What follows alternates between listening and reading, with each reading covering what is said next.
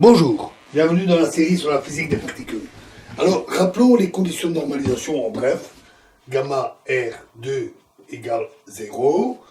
La dérivée de gamma R2 est égale à 1. La fonction vertex est égale à gamma mu. Et oméga bar R0 égale 0, le tout évalué en P slash égale M. La deuxième et troisième condition sont en accord avec l'identité de Ward pour l'énergie propre et la fonction vertex, l'énergie propre de l'électron et la fonction vertex. Tandis que la quatrième condition incorpore l'information qui vient du propagateur du photon.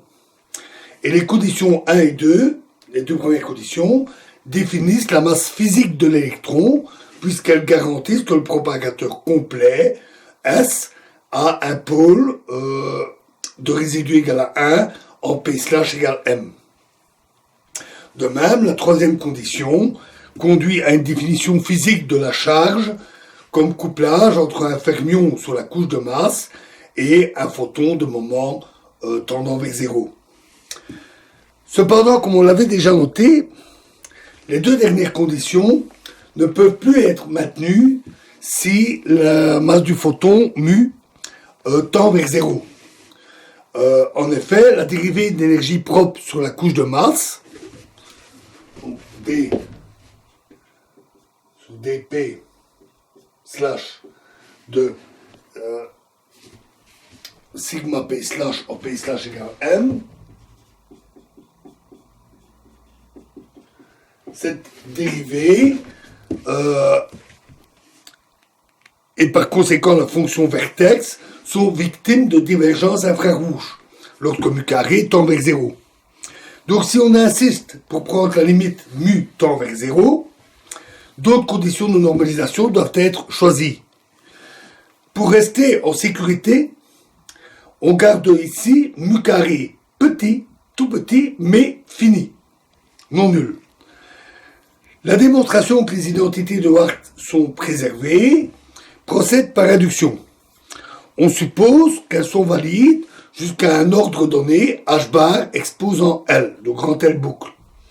En d'autres mots, on a déterminé à cet ordre les quantités nues, Z1, Z2, Z3, M0, mu0 carré, et lambda 0, de telle manière que le Lagrangien, à l'ordre L, est égal à moins Z3 sur 4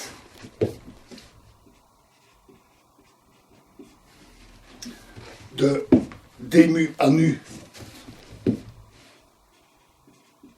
moins d nu à mu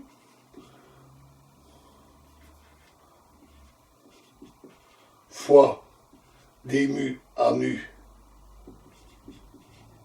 moins d nu à mu moins lambda 0 Z3 demi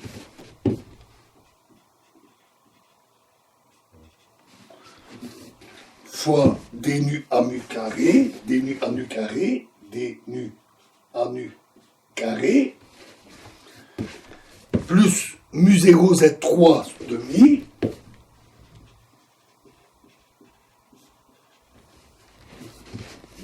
fois a carré, plus Z2 fois psi bar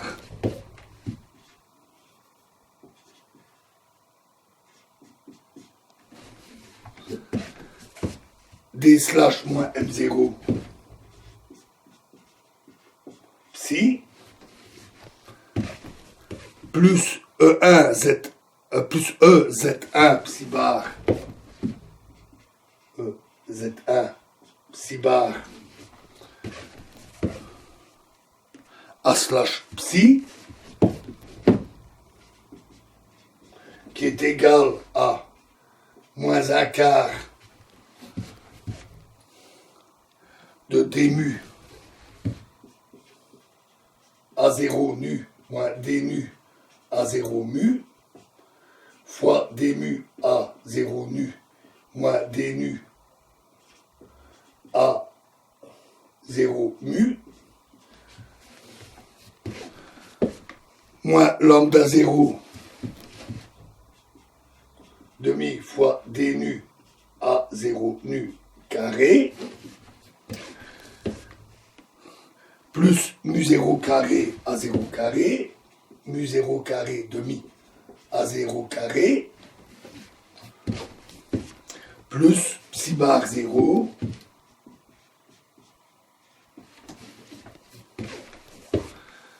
fois id slash moins m0,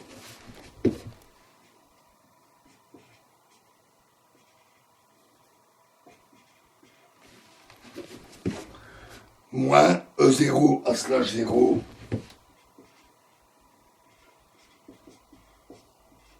psi 0. Donc, de telle manière que ce Lagrangien conduise aux fonctions de Green renormalisées qui satisfait les conditions de renormalisation. On rappelle que A0, c'est Z3 exposant 1,5 A, que psi 0, c'est Z2 exposant 1,5 psi, et que E0 est égal à Z1E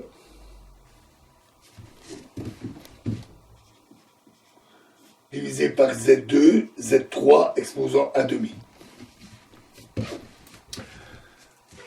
De plus, on suppose qu'à cet ordre, les identités de Ward, qui impliquent que Z3 mu 0 carré est égal à mu carré, donc on suppose qu'elles sont vérifiées, et que donc on a aussi Z3 lambda 0 égale lambda, et Z1 égale Z2. À l'ordre suivant, H bar exposant grand L plus 1, les fonctions de grid sont encore divergentes. On a introduit une régularisation invariante de jauge, telle que la régularisation de Polyvilas, pour régulariser la théorie et calculer les fonctions de Green en utilisant L à l'ordre grand L, c'est-à-dire prenant en compte tous les contre-termes d'ordre grand L. À cause de la structure de ce Lagrangien, on observe que ces fonctions régularisées, gamma régularisée L plus 1, satisfont les identités de Ward. D'autant plus que la régularisation est choisie aussi pour respecter ces identités.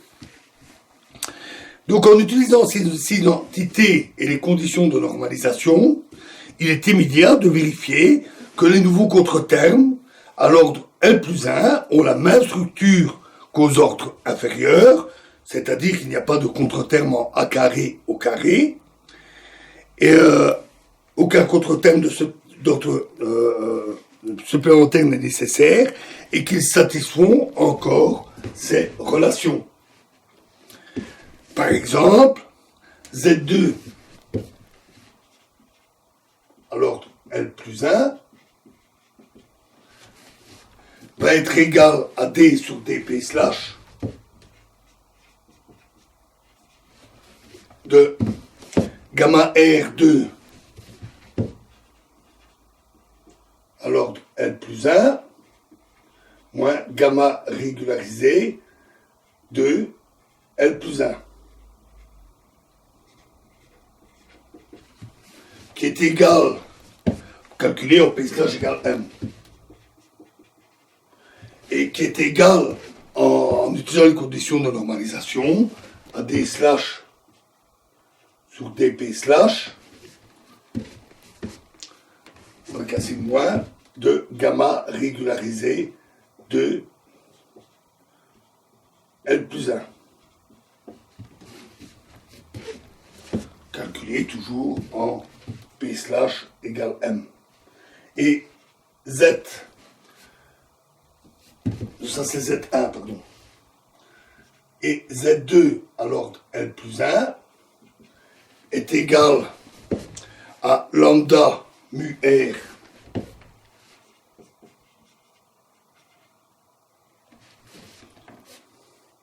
à l'ordre L plus 1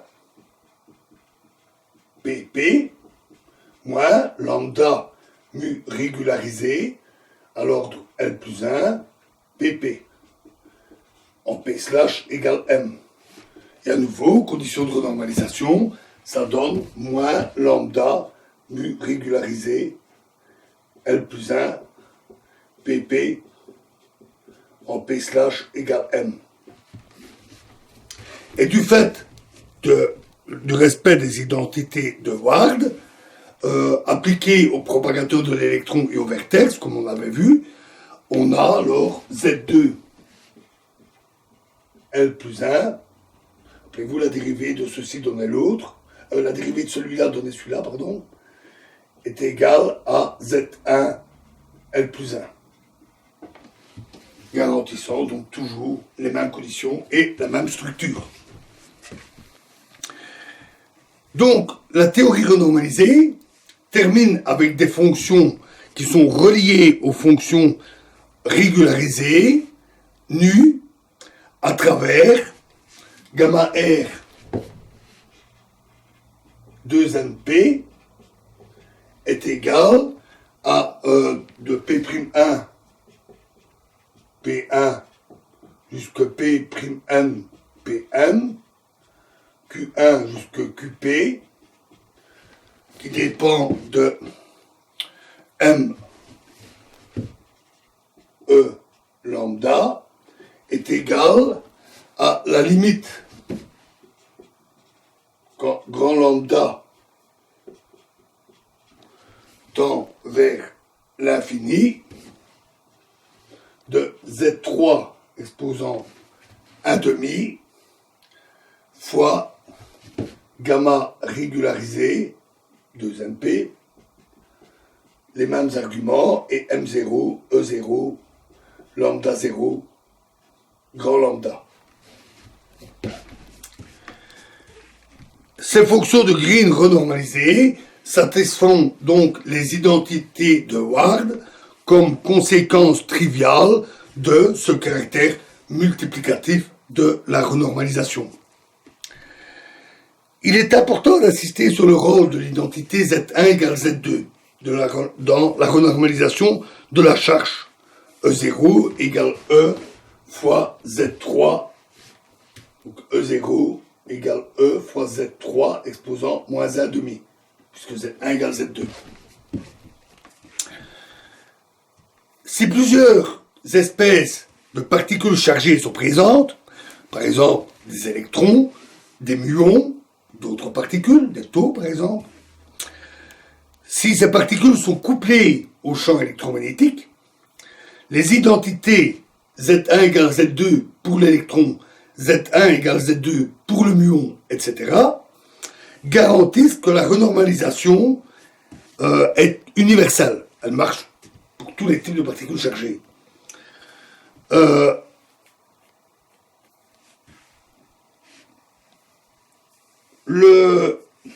Le concept d'universalité de la charge a seulement un sens avec ces identités. En fait, il serait plus approprié de dire que le rapport de la charge renormalisée à la charge nue est indépendant du type de particules chargées, puisque dans ce cadre un peu restreint, il n'y a pas d'explication naturelle de la quantification de la charge. Celle-ci est conservée, elle peut avoir une valeur qui est donnée par le théorème de Noether, plutôt, il existe une valeur conservée due au théorème de Noether, mais la valeur en elle-même, sa quantification n'est pas expliquée. Ce n'est pas nécessairement le cas dans d'autres modèles, comme des modèles unifiés, certains modèles unifiés, des interactions faibles et électromagnétiques, où l'invariance de jauge électromagnétique correspond à un sous-groupe d'un groupe simple d'invariance. Et on y reviendra. En résumé, la méthode décrite ici est d'exprimer les conséquences d'une symétrie en termes d'identité de Ward et de vérifier leur consistance avec la renormalisation. Ce sera rencontré dans différents contextes. La symétrie chirale ou encore les symétries de jauge non abéliennes. On reviendra là-dessus aussi. Voilà donc pour la renormalisation et les identités de Ward. Alors on va illustrer ça.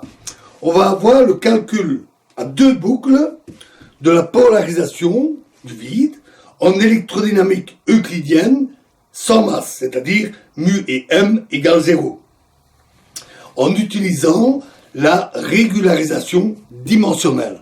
Je vous remercie.